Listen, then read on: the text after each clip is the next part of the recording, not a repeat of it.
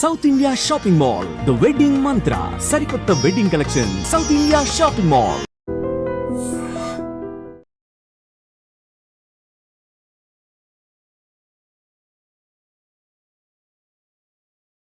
Iran Israel యుద్ధ ప్రభావం ఇప్పుడు మన భారతీయులపై పడింది.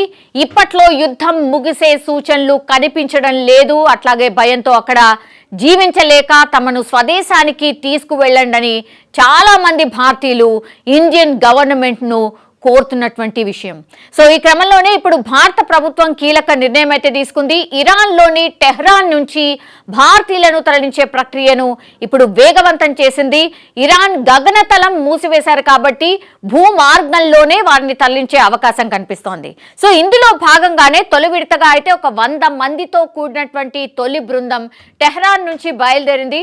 సోమవారం నాటికి వారు ఆర్మేనియాకు చేరుకునే అవకాశం కనిపిస్తోంది. సో ఇరాన్లో భారతదేశానికి చెందినటువంటి పలువురు పౌరులతో పాటుగా వందలాది విద్యార్థులు వైద్య విద్య అండ్ ఇతర అవకాశాల కోసం ఇరాన్కు వలస వెళ్తూ ఉంటారు.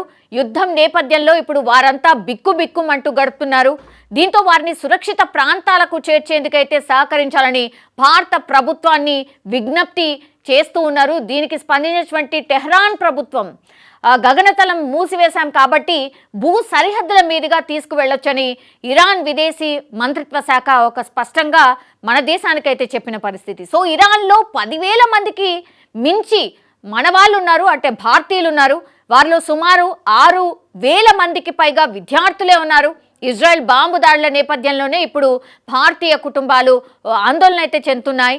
దీంతో వారిని ఇండియాకు తరలించాల్సిన పరిస్థితి ఏర్పడింది. దీంతో భూ సరిహద్దుల మీదుగా ఆర్మేనియా, అట్లాగే అజర్బైజాన్, తుర్క్మెనిస్తాన్, ఆఫ్ఘనిస్తాన్ దేశాల మీదుగా వారిని భారతదేశానికి తీసుకురాబోతున్నారు. అండ్ టెహ్రాన్కు సమీపంలో ఉంటున్నటువంటి వైద్య విద్యార్థులు ఎవరైతే ఉన్నారో 2 రోజుల క్రితమే ఇప్పుడు భారత ఎంబసీ అధికారులకు సమాచారం అయితే ఇచ్చారు. తమను ఇండియాకు తరలించాలని వేడుకుంటున్నారు. ఎంబసీ కూడా వారితో సంప్రదింపులు జరుపుతోంది. భారతీయుల భద్రతను ఎప్పటికప్పుడు పర్యవేక్షిస్తూనే ఉన్నామని ఎంబసీ అధికారులు కూడా వారిని సురక్షితంగా తీసుకువచ్చేందుకు అన్ని రకాల చర్యలు తీసుకుంటున్నట్టుగా కూడా వాళ్ళు కూడా చెప్తున్నారు. దానికి అనుగుణంగానే ఇప్పుడు భారతీయ విద్యార్థుల తరలింపు వేగవంతమైనట్టు స్పష్టమవుతోంది. నిజంగా ప్రస్తుతం ఉన్నటువంటి సమాజం దేనికి ప్రయారిటీ ఇస్తుంది?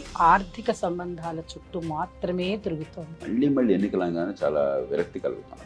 మంచి అనిపిస్తుంది కదా, లేడీస్ కూడా ఛాలెంజింగ్ జాబ్స్ చేసినప్పుడు చాలా బాగుంటది. ట్రాఫిక్ అసిస్టెంట్స్ గా నియమించిన ట్రాన్స్జెండర్స్ అందరితో సాల్యూట్ చేయించుకుంటున్నారు. ఫుడ్ డెలివరీ ఇవ్వటానికి వెళ్ళినటువంటి డెలివరీ బాయ్ అనిల్ పై కళ్ళ ముందు పిల్లల్ని కొట్టి